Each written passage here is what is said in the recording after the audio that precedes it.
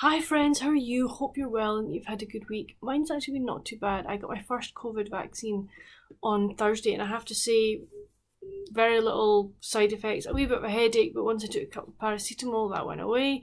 Arm was a bit sore, but I could lie on it that night in bed, so it was fine. And yeah, absolutely no problems. A wee bit sore, I touch it, but nothing major. So I have to say, really chuffed to have got the first vaccine out of the way. So yeah, yay for that. Done some uni prep readings. That was good. I finished a chapter that I was working on, which was a great sort of thing to have achieved. And then I realised that it was like, I thought, oh, I just need to do this chapter. Gonna have to go back and read, chapters before it, and then there'll be some chapters after it. But hey, it's actually a subject I am enjoying reading about, so it's not going to be too much of a hassle. So that's been that. Weather has been quite sunny, but it's been really cold, bitterly cold winds. So I couldn't actually go and sit outside. Did spend some time yesterday in the garden taking some photographs of the flowers. If you follow me on Instagram, I posted pictures up there of the garden flowers.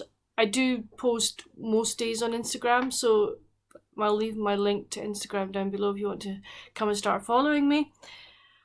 Reading wise, it's been a good week. I think I finished 2 books.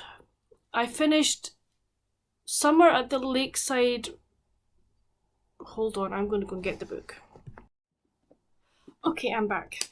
Yes, it's Summer at the Lakeside Resort by Susan Child. This is the second in her Lakeside series and I really enjoyed it. I'll let you see the back. So yes, this is the story of Jenny, who inherited this lakeside resort from her father, and when she first got it in the previous book, it was like half completed. So she and some friends that she made completed it, and this is the story of how she's trying to keep the lakeside resort going, how she's trying to sort of bring in more business for it, and the troubles, or not troubles, but the tribulations that she has with this.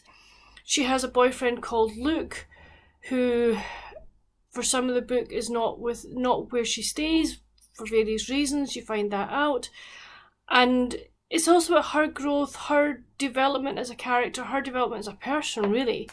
How she copes with things and how her friends rally around to help her, how she develops a better relationship with her family.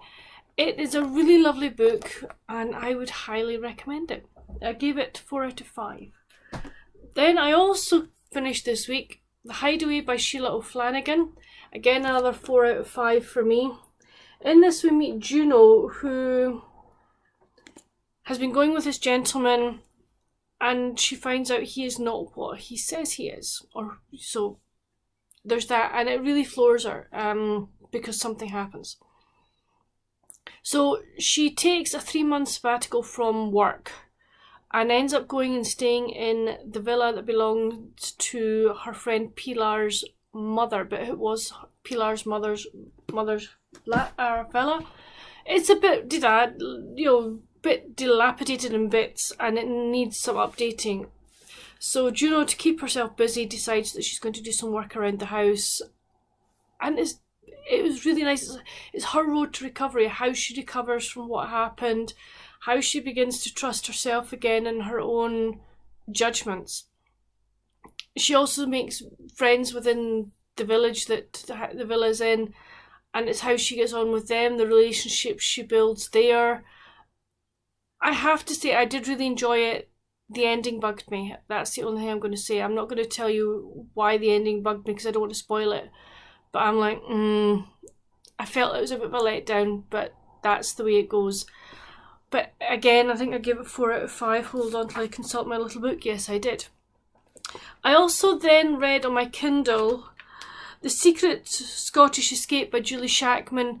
Gave that 3.5 out of 5. Did enjoy it. I'm not going to say much about it because I will be reviewing it as it was a NetGalley read. I also read my Mills and Boon Insider's pick for this month, which was Bound by a Ring and a Secret by Jennifer Fay. I gave that 4 out of 5. Again, I'm not going to say much about it because I will be doing a review. I'll probably just put the 2 NetGalley books together. I've got another couple of NetGalleys to be read, but they're not for till next month, but I kind of try and get ahead of the game.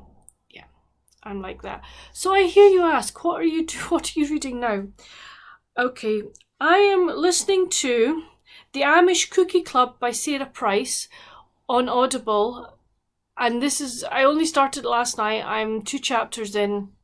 It's about a group of women who meet every second Friday to bake cookies for their Sunday church meal. They discuss each other's problems and try and help each other out. So I'm looking forward to it. It's just, as I say, that just the beginning is starting, and I am really enjoying it. Then I was also reading, I'm having to wait till my library decides to open up my Kindle.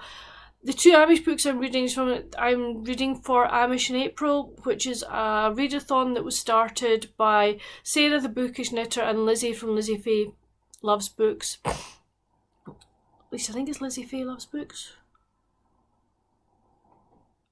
I think so. I'll leave a description I will leave both their channels down below, so you can go. Lizzie, if you're watching this, if I've just butchered your channel name, I'm really sorry. I didn't mean to. Just my brain is kafut. So the other book I was reading is called The Letters by Susan Woods Fisher. Really enjoying it. It's actually a reread for me, which is fine. I don't mind, and I kind of know where the story is going, but I'm happy with that. I hadn't realised it because my Kindle had gone kafut and I had to reset it back to factory settings. Of course, when I did that, some of the books that I've already read came up as unread. So it's like, that's annoying. And then the physical book I'm reading is Letters from Lighthouse Cottage by Ali McNamara. Started this yesterday. I'm page 76. Oh, this is so good. We meet in this Gracie, whose mum and dad run an antique shop in the town of Sandybridge, and she's a teenager, and she helps them out at times. Well, she works in the shop, but she also helps them out when they're doing like home clearances, and this lady had asked her parents to clear her house when she passed away. And they've collected all the boxes apart from supposedly one, and her mother sends her back into the house to get this box. She hunts high and low and then finds a door into what would have been the study library, and there is the box. She goes to lift it and it's really heavy, and she looks inside it and there's a Remington typewriter. And in it is stuck a sheet of paper going along the lines of, "Hi Gracie, I want you to take me home. Please look after me," sort of thing.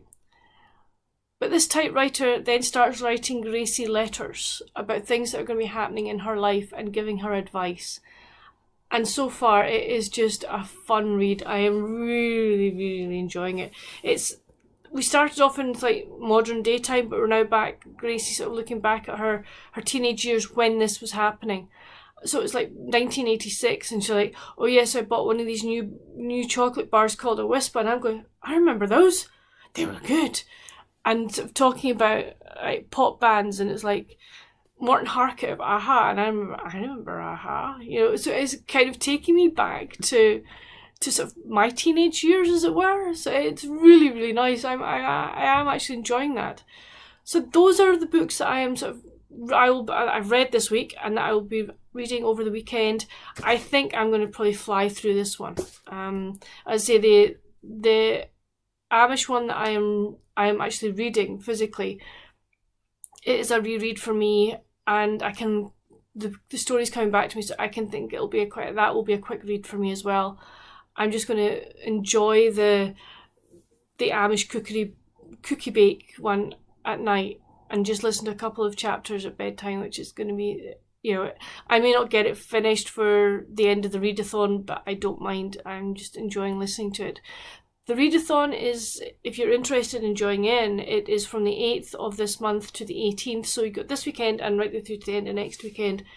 There is, when you go and look at Sarah and Lizzie's announcement videos, you will see that there is a card, and they will explain to you all the machinations of that card and how it's working, etc. If I make a 3, fine. If I don't, I'm not really that bothered. I'm just enjoying reading some Amish books, and that's really nice. Weather-wise, again, it's beautiful here today. It's sunny just now. We're supposed to get sleet later on. Yay, it is cold. I mean, we're due to get -4, -5 tonight. But it's lovely. But I mean, I love it when the sun is shining. And part of me wishes I could go and sit out in my little nook out the front, but it'd be too dash cold. I'd freeze. I'd need to be bundled up my coat, my beanie, and my scarf, and my gloves, and everything. So that won't be happening. Or at least not for a while yet. Anyway, I've high hopes that this summer will be nice again. That I can go and sit out there and read, which is good. I do enjoy reading outside, and I also enjoy studying outside as well. Which is, I don't know why, I kind of seem to study better if I'm sitting outside. Strange, but hey ho, that's the way it goes. So what else am I going to be doing this weekend? Well, rugby again. Watched rugby match last night. We've got 4 today, and I think we'll probably get 3 or 4 tomorrow. So that will be my weekend. I will be reading, and that's it. So whatever you do this weekend, friends, please have a good weekend. Stay safe.